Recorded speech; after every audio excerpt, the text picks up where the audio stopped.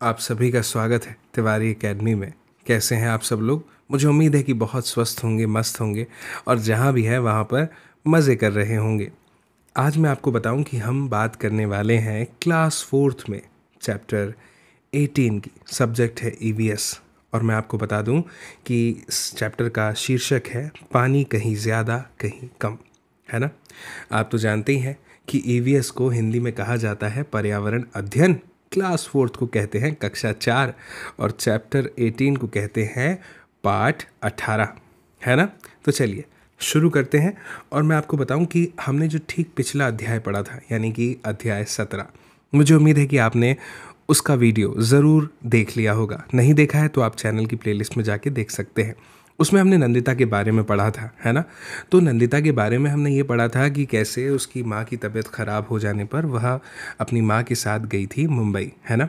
और वहाँ पर अपने मामा के यहाँ एक कमरे के मकान में रुकी थी और वहाँ पर उसे सामना करना पड़ा था कुछ समस्याओं का। उसमें से एक समस्या क्या थी आपको याद है? वो है पानी की किल्लत, है ना। कैसे एक ही नल पर सभी लोग जाकर पानी भरा करते थे, लंबी लाइन लगती थी और झगड़े होते थे। ये हमें नंदिता के पाठ में पता चलता है ना। अब इस अध्याय में हम बात करेंगे पानी की। पानी जो कहीं पर ज़्यादा है और कहीं पर है बहुत ही कम। तो चलिए बिना देर किए शुरू करते हैं। मेरी बात को आप ध्यान से सुनिएगा, है ना। सबसे पहले क्या लिखा है? प्यास कैसे बुझाएं? नल्लामड़ा, आंध्र प्रदेश। ठीक है, तो यहाँ पे लिखा है सुगुणा के बारे में। सुगुणा क्या कर रही है? सुगुणा किताब पढ़ रही थी कि तभी किसी के आने की आवाज़ आई। देखा शहर से कोई मेहमान आए हैं। अप्पा ने उन्हें बिठाया और सेल्वा से कहा कि उनके लिए कोल्ड ड्रिंक लेकर आए। मेहमान बोले, कोल्ड ड्रिंक तो मैं नहीं पीता, बस एक गिलास पानी दे दीजिए। अप्पा बोले, हमारे यहाँ आजकल पानी ठीक नहीं आ रहा है, दिखने में भी साफ नहीं है। आप यह पानी न ही पिए तो अच्छा है। हमारी तो मजबूरी है, हमें तो पीना ही पड़ता है। सोचिए, एक गिलास पानी जिसकी आपके लिए और हमारे लिए हो सकता है कि शायद कोई ख़ास कीमत ना हो। हम एक गिलास पानी हो सकता है कि यूं ही बर्बाद कर देते हों, है ना। लेकिन ये एक गिलास पानी की कीमत क्या है ये तो वही बता सकता है जिसे प्यास लग रही हो और उसके पास पीने के लिए ये एक गिलास पानी ना हो, है ना। तो खैर, अब हम चर्चा कर ही रहे हैं, आ जाते हैं कुछ महत्वपूर्ण हिस्से पर इस प्रश्न के, जो है कुछ प्रश्न और उत्तर। तो प्रश्न क्या है पहले इन पर बात करते हैं, फिर उत्तर पर चर्चा करते हैं, है ना। सबसे पहला प्रश्न है कि गंदा पानी पीने से शरीर को क्या नुकसान हो सकता है। तो मैं आपको बताऊं कि आप ऐसा लिख सकते हैं कि गंदा पानी पीने से कई प्रकार की बीमारियां हो सकती है। ठीक है, फिर है कि क्या कभी तुम्हारे इलाके में पीने का पानी गंदा आया है, और अगर आया है तो इसका क्या कारण था। तो मैं आपको बता दूं कि पाइप में रिसाव हो गया था जिसके कारण एक बार गंदा पानी आया था। फिर है कि क्या तुम्हारे यहाँ कभी पानी साफ न होने के कारण कोई बीमार हुआ है, अगर हुआ है तो चर्चा करो। तो मैं बता दूं कि हाँ, पानी साफ न होने के कारण मेरा एक दोस्त बीमार हो गया था, उसे दस्त लग गए थे। इसके बाद में लिखा है कि सुगुना की बस्ती में लोगों के पीने के लिए साफ पानी नहीं था, इसीलिए मेहमान के लिए कोल्ड ड्रिंक मंगवाया गया। तुम क्या सोचते हो, सुगुना के परिवार वाले रोज पीने के पानी के लिए क्या करते होंगे। तो मैं आपको बता दूं कि पानी में फिटकरी या क्लोरीन की गोलियां डालकर वो पानी को पीने योग्य बनाते होंगे। फिर लिखा है मेहमान ने कोल्ड ड्रिंक पीने से मना किया, तुम्हारे अनुसार उन्होंने ऐसा क्यों किया होगा। तो मैं बताऊं कि मेहमान ने कोल्ड ड्रिंक पीने से इसलिए मना किया होगा क्योंकि कोल्ड ड्रिंक हमारे शरीर की पाचन क्रिया को प्रभावित करता है। संभवतः मेहमान ने इसीलिए कोल्ड ड्रिंक पीने से मना किया होगा। ठीक है, इसके बाद आगे है पानी के खेल। चलिए इसको भी पढ़ते हैं, सुनने में ही बड़ा अच्छा लग रहा है। बाजार गांव, महाराष्ट्र। बाजार गांव के पास ही एक बड़ा सा वाटर पार्क था। एक दिन रोहन और रीना अपने मम्मी पापा के साथ वहां गए। वहां बड़े बड़े फव्वारे चल रहे थे। तभी रीना बोल उठी, अरे रोहन देखो, यहाँ तरह तरह के पानी के झूले हैं, और वहां देखो कितने बड़े बड़े तालाब। रोहन बोला, छपाक छपाक। दोनों ने पीछे देखा। Zoom zoom zoom. बड़ी सी फिसल पट्टी पर से तेजी से फिसलते हुए बच्चे छपाक करके पानी में गिर रहे थे। रोहन एक बड़े से झूले में घुस गया और बस 1 सेकंड में ही बहुत ऊंचाई से नीचे पानी में जा पहुंचा। रीना की तो चीख ही निकल गई। तभी पार्क के बाहर से शोरगुल और जोर जोर से चिल्लाने की आवाज़ सुनाई देने लगी। सब बड़े गेट की तरफ भागे। वहाँ खाली बाल्टियाँ और घड़े लिए हुए बहुत सारे लोग खड़े थे। एक छोटा सा बच्चा खाली बोतल पकड़े अपनी माँ के साथ चिपक कर खड़ा था। रोहन की मम्मी ने उस भीड़ में से एक औरत से पूछा, क्या हो रहा है यहाँ? वह औरत तमतमा कर बोली, बाई, तुम पूछती हो क्या हो रहा है? हमारे कुएं सूखे पड़े हैं। हफ्ते में 1 बार पीने का पानी का टैंकर आता है, आज तो वह भी नहीं आया। और यहाँ इतना सारा पानी तुम लोगों के खेल के लिए। बोलो हम क्या करें? अब आगे प्रश्न है, पढ़ो और लिखो। अब यहाँ पर है कि बताओ कि क्या कभी तुम्हारे घर में पानी की किल्लत हुई है?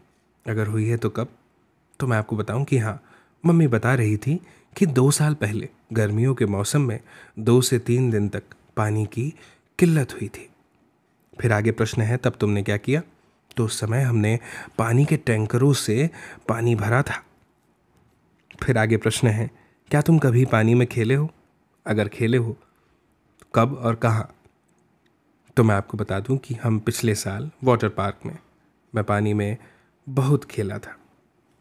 इसके बाद है, क्या तुम्हें कभी पानी में खेलने से मना किया जाता है और कारण क्या है? तो मुझे निम्नलिखित कारणों से पानी में खेलने से मना किया जाता है। पानी में कमी के कारण, पानी की और पानी गहरा होने के कारण और गंदा पानी होने के कारण। फिर आगे है कि अपने पड़ोस में क्या आपने पानी को बेकार बहते देखा है? चर्चा करो।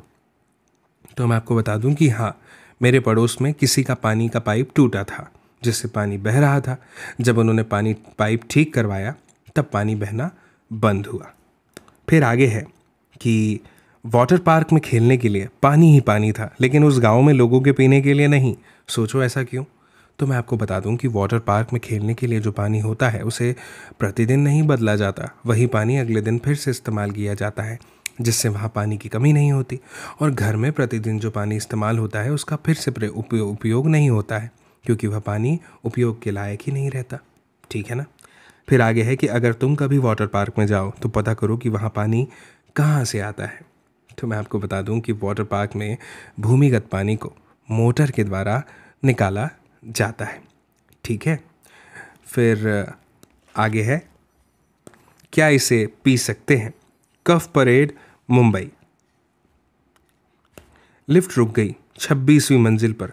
बड़ा मज़ा आता है दीपक को लिफ्ट में। आज स्कूल की छुट्टी है, इसलिए वह माँ के साथ रज़िया मैम साहब के यहाँ आया है। यहाँ तो सब कुछ चकाचक है, ठंडा और शांत लगता है। रज़िया अखबार पढ़ रही थी। दीपक को देखा तो हंसकर पूछा, क्यों, आज छुट्टी है क्या? मेम साहब ने टीवी चला दिया और दीपक कार्टून की दुनिया में खो गया। इतने में रज़िया ने आवाज़ लगाई, अरे पुष्पा, अखबार में खबर है कि इस इलाके में पीने के पानी वाले पाइप में गटर का पानी मिल गया था। लिखा है इस गंदे पानी के कारण बहुत लोग दस्त और हैजे से बीमार है। कल का भरा हुआ पानी फेंक दो और पीने के लिए कुछ पतीले पानी उबाल लो। और हाँ, अपने घर के लिए भी उबला हुआ पानी ले जाना। दीपक खुश हुआ कि चलो, उसे आज घंटा भर लाइन में खड़े होने से छुट्टी मिली। अब प्रश्न है, अखबार पढ़कर रज़िया परेशान क्यों थी? तो सुनिए, रज़िया ने अखबार में खबर पढ़ी थी कि उनके इलाके में पानी वाले पाइप में गटर का पानी मिल गया था और उस गंदे पानी के कारण बहुत लोग दस्त और हैजे से बीमार है। इसी खबर के कारण रज़िया परेशान थी। फिर आगे है कि रज़िया ने पिछले दिन का भरा हुआ सारा पानी फेंकने के लिए कहा। क्या उस पानी को किसी और काम के लिए इस्तेमाल किया जा सकता था, और अगर हाँ तो किस काम के लिए? तो मैं बता दूं कि उस पानी का प्रयोग धुलाई के लिए तथा बगीचे में पेड़ पौधों में डालने के लिए इस्तेमाल किया जा सकता था। फिर है, रज़िया ने पानी साफ़ करने का क्या तरीका अपनाया? तो मैं आपको बता दूं, रज़िया ने पानी साफ़ करने का तरीका जो अपनाया वो था पानी को उबालना। फिर है, तुम पानी साफ़ करने के कौन कौन से तरीके जानते हो? तो मैं आपको बता दूं कि फिटकरी और क्लोरीन की गोलियां मिलाकर, और इसके अलावा फ़िल्टर के द्वारा। फिर आगे लिखा है कि अगर रज़िया अखबार में आई खबर न पढ़ती और सब बिना उबला पानी पी लेते तो क्या होता? तो मैं आपको बताऊं कि अगर रज़िया अखबार में आई खबर ना पढ़ती और सब बिना उबला पानी पी लेते तो घर के सब लोग बीमार पड़ जाते। ठीक है ना। फिर आगे है चर्चा करो। क्या चर्चा करनी है कि दीपक की बस्ती में पानी भरने के लिए लाइन में लगना पड़ता है, जबकि रज़िया के यहाँ दिन भर पानी आता है। ऐसा क्यों? तो मैं आपको बताता हूँ। क्योंकि रज़िया के यहाँ घर में पानी के कनेक्शन की सुविधा उपलब्ध है। फिर है कि रज़िया को अखबार से पानी की खबर मिली। क्या तुमने कभी अखबार में पानी से जुड़ी कोई खबर पढ़ी है, और अगर हाँ तो क्या? तो मैं आपको बताऊं कि हाँ, मैंने एक बार पढ़ा था कि बंगाल में पानी में कोई रासायनिक पदार्थ मिल गया था। ठीक है ना। अब आगे है, पिछले एक महीने में अलग अलग अखबारों में पानी से जुड़ी जो खबरें आई हैं उन्हें इकट्ठा करो। उन खबरों को एक बड़े कागज़ पर चिपकाओ और इन पर चर्चा करो। तो ये काम तो आप ही कर सकते हैं, है ना। इसके बाद है कि क्या तुम्हें कभी दस्त लगे हैं, उल्टियाँ हुई है? तब क्या हुआ था? जब दस्त लगते हैं या उल्टियाँ होती हैं तो हमारे शरीर से बहुत सारा पानी बाहर निकल जाता है। यह शरीर के लिए हानिकारक हो सकता है, इसलिए ज़रूरी है कि शरीर में पानी की कमी पूरी की जाए। जब तक उल्टियाँ दस्त हों तब तक थोड़ी थोड़ी देर में पानी पीते रहना चाहिए। पानी में शक्कर और नमक भी मिला लें। आओ नमक शक्कर का घोल बनाते हैं। कैसे? 1 गिलास पानी पीने का उबाल कर ठंडा करो। इसमें 1 छोटा चम्मच शक्कर घोलो, चुटकी भर नमक डालो। इस घोल को चखकर देखो। इसका स्वाद हमारे आंसुओं के स्वाद से ज़्यादा नमकीन न हो। बीमार व्यक्ति को जब भी दस्त या उल्टी हो तब इस घोल को पिलाते रहो। साथ में हल्का भोजन ज़रूर लेते रहना चाहिए। बहुत छोटे बच्चों को माँ का दूध पिलाते रहना बहुत ज़रूरी है। बीमारी रोकने के लिए दवाइयाँ जो घरेलू भी हो सकती हैं लेनी चाहिए। अगर दस्त और उल्टी ना रुके तो डॉक्टर की सलाह लेना भी बहुत ज़रूरी है। फिर है अपने स्कूल में पानी का सर्वे। क्लास के सभी बच्चे 3 समूहों यानी 3 ग्रुप्स में बंट जाइए। फिर लिखा है, एक समूह के बच्चे स्कूल में पीने के पानी के इंतज़ाम के बारे में पता करें। दूसरे समूह के बच्चे स्कूल में टॉयलेट के इंतज़ाम के बारे में जानकारी इकट्ठा करें। तीसरा समूह अपनी कक्षा के बच्चों को हुई बीमारियों के बारे में पता करें। नीचे दिए गए सवाल बच्चों को जानकारी इकट्ठा करने में सहायता करेंगे। फिर है समूह 1, देखो और लिखो। ठीक है, अभी लिखते हैं। लिखा है, सही जगह पर सही का निशान लगाओ। अरे वाह, ये तो बड़ा आसान काम लग रहा है। लिखा है, स्कूल में पीने का पानी कहाँ से आता है? नल से, टंकी, हैंडपंप से या कहीं और से? तो मैं आपको बता दूं कि हैंडपंप से। फिर है, तुम स्कूल में पीने का पानी कहाँ से लेते हो? नल से, टंकी, हैंडपंप से या कहीं और से? तो नल से। फिर है, यदि नल, मटके या हैंडपंप नहीं है तो पीने का पानी कहाँ से लाते हो? तो मैं आपको बता दूं कि जल निगम के जो पानी के टैंकर हैं उसके द्वारा पानी आता है। फिर लिखा है, क्या सभी नलों या हैंडपंपों में पानी आता है? तो मैं आपको बता दूं कि नहीं, सभी नलों और हैंडपंपों में पानी नहीं आता। फिर है, क्या इनमें से कोई नल बहता या टपकता रहता है? तो नहीं, इनमें से कोई नल बहता या टपकता रहता नहीं है। फिर है, क्या सभी मटकों या बर्तनों में पानी भरा और ढका रहता है? तो मैं आपको बता दूं कि नहीं, है ना, मटके अधिकतर ढके रहते हैं। फिर आगे लिखा है, क्या मटकों या पानी के दूसरे बर्तनों की नियमित सफाई की जाती है? तो हाँ, है ना, पानी को पीने लायक रखने के लिए मटकों और पानी और दूसरे बर्तनों की नियमित सफाई की जाती है। फिर लिखा है, पानी को पीने लायक कैसे बनाया जाता है? तो मैं आपको बता दूं कि क्लोरीन या फिटकरी की गोलियां डालकर पानी को पीने लायक बनाया जाता है। फिर लिखा है, क्या मटकों या बर्तनों से पानी निकालने के लिए लंबे हैंडल वाले बर्तन हैं? अगर हैं तो कितने? तो मैं आपको बता दूं कि हाँ, मटकों या बर्तनों से पानी निकालने के लिए लंबे हैंडल वाले बर्तन हैं। प्रत्येक मटके के लिए 1 हैंडल वाला बर्तन है। फिर आगे है जो प्रश्न हमसे पूछा है कि क्या पानी पीने की जगह की नियमित सफाई की जाती है? तो मैं आपको बता दूं कि हाँ, पानी पीने की जगह की नियमित सफाई की जाती है। फिर लिखा है, सोचो और चर्चा करो, ये जगहें गंदी क्यों हो जाती हैं? विभिन्न मानवीय क्रियाओं के द्वारा, जैसे हाथ धोना वगैरह, इन सब की वजह से ये जगह गंदी हो जाती है। फिर आगे है, इन जगहों को साफ रखने के लिए क्या क्या किया जा सकता है? तो मैं आपको बता दूं कि इन जगहों को साफ रखने के लिए हाथ धोने, मुंह धोने जैसे कार्य नहीं करने चाहिए। फिर है, पता करो और कॉपी में लिखो। मटके और उसमें से पानी निकालने वाले बर्तनों की धुलाई कितने दिनों में की जाती है और कौन करता है? तो मैं आपको बता दूं कि मटके और उसमें से पानी निकालने वाले बर्तनों की धुलाई 2 दिन में एक बार हमारे स्कूल के चपरासी हैं, प्यून, वो करते हैं। फिर लिखा है स्कूल में कितने बच्चे हैं, कितने नल, मटके या हैंडपम्प हैं, क्या वे सभी बच्चों के लिए काफ़ी हैं? तो मैं आपको बता दूं कि स्कूल में 800 बच्चे, 10 नल, 10 मटके तथा 5 हैंडपम्प हैं। ये सभी बच्चों के लिए काफ़ी हैं। फिर है इन जगहों की सफाई कौन करते हैं? तो मैं आपको बता दूं कि इन जगहों की सफाई चपरासी करते हैं। फिर आगे है देखो, अच्छा उससे पहले एक और प्रश्न है, जो पानी नीचे गिर जाता है वह कहाँ जाता है? तो जो पानी नीचे गिर जाता है वह जल निकासी के पाइप द्वारा बगीचे में चला जाता है। फिर है समूह 2, देखो और लिखो, सही जगह पर निशान फिर से लगाना है। स्कूल में टॉयलेट के लिए क्या इंतज़ाम है, खुली जगह या पक्का टॉयलेट? तो पक्का टॉयलेट है। वहाँ पर कितने टॉयलेट हैं ये भी लिखा है, तो मैं आपको बता दूं कि वहाँ पर 6 टॉयलेट हैं। फिर लिखा है आगे कि क्या लड़के और लड़कियों के टॉयलेट अलग अलग हैं? तो मैं आपको बता दूं हाँ। क्या वहाँ पानी है? हाँ है। पानी कहाँ से आता है? नल से? तो हाँ। भरी हुई टंकी से? तो नल में जो भरी हुई टंकी है, इनका कहने का मतलब है कि क्या वहाँ से पानी आता है?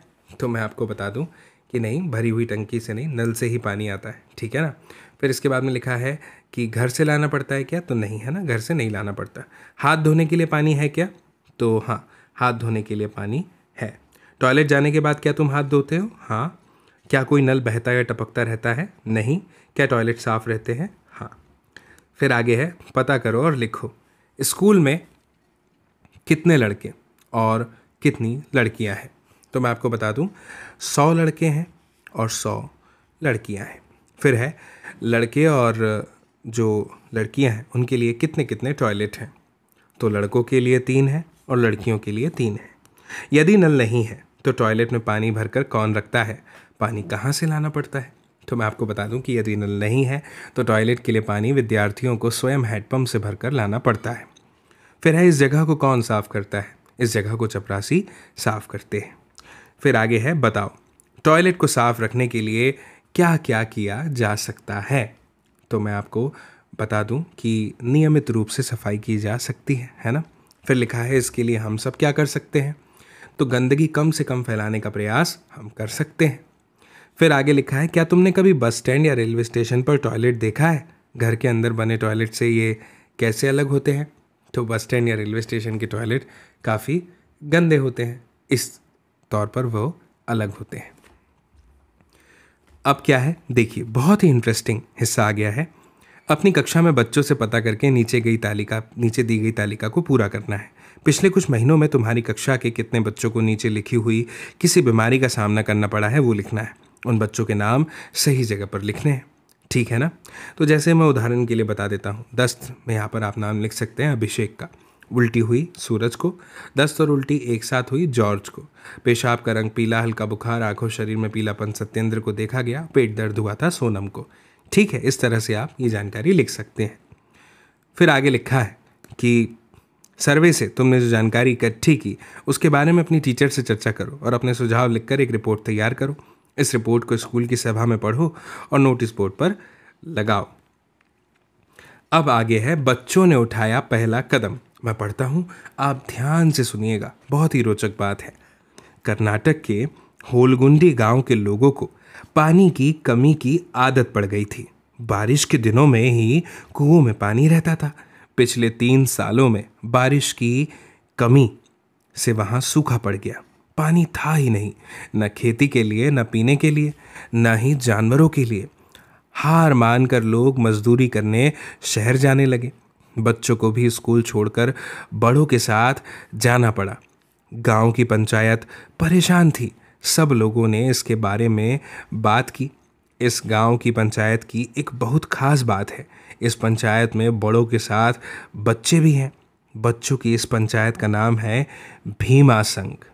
बच्चों ने बड़ों से पूछा, क्या हमारे यहाँ हमेशा से ही पानी की दिक्कत रही है? कुछ बड़े लोगों ने उन्हें बताया कि पहले ऐसा नहीं था। पहाड़ी के ऊपर एक टंकी थी जिसमें बारिश का पानी भरा रहता था। उसमें मछलियाँ भी होती थी और आसपास बहुत हरा भरा रहता था। तब तो गांव के बाकी कुओं और तालाबों में भी पानी रहता था। आगे है, भीमा संग ने सोचा कि वे पहले उस टंकी को देखेंगे। देखा तो पता चला कि टंकी कीचड़ पत्थरों से भरी थी। उसमें पानी कहाँ से भरता? उसकी दीवारों में भी दरारें थीं। फिर पानी कैसे टिकता? आसपास न कोई पौधा था न घास, फिर कैसे होती हरियाली? बच्चों ने गांव के बड़ों से टंकी को साफ करने की और उसके आसपास की जगह को फिर से हरा भरा बनाने की बात की। पानी की समस्या का हल न केवल उसी साल बल्कि हमेशा के लिए ही तो ढूंढना था। नई योजना बनाने के लिए ये समझना भी तो ज़रूरी था कि पानी पहले से कम क्यों हो गया, सब कुछ पहले जैसा क्यों नहीं हो रहा। इन बातों को ठीक से समझने के लिए पंचायत ने शहर के कुछ लोगों की मदद भी ली। ये लोग पानी के रखरखाव के बारे में जानते थे। सब ने मिलकर योजना बनाई और एक साथ काम किया। टंकी एक पहाड़ी पर थी दोस्तों। टंकी में ठहरने की बजाय पानी नीचे बह जाता था। पानी के साथ ही मिट्टी भी बह जाती थी। उन्होंने सबसे पहले टंकी को साफ किया, फिर उसकी दीवार की दरारों को भरकर उसे मजबूत बनाया। आसपास नए छायादार पेड़ लगाए और पुराने पेड़ों को पानी दिया। घास भी लगाई। बच्चों ने ढलान पर जगह जगह बांध बनाए और फिर किया उन सब ने बारिश का इंतज़ार। बारिश आई और टंकी पहले की ही तरह पानी से भर गई। उन्होंने उसमें कुछ मछलियाँ भी छोड़ी। बच्चे वहाँ की रखवाली करने लगे ताकि कोई मछली न चुरा सके और पेड़ पौधे न तोड़े। उन्हें मेहनत का फल मिला। 2-3 सालों में ही टंकी फिर पानी से लबालब भर गई। उसमें पूरे साल पानी रहने लगा। आसपास का इलाका भी घास और पेड़ पौधों से हरा भरा हो गया। धीरे धीरे गांव के बाकी कुओं और तालाबों में भी पानी भरने लगा। भीमा संघ की इस कामयाब कोशिश से अब गर्मियों में किसी को गांव नहीं छोड़ना पड़ता।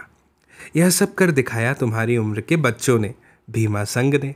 वे बच्चे तो अब बड़े हो गए हैं, पर भीमा संघ आज भी है।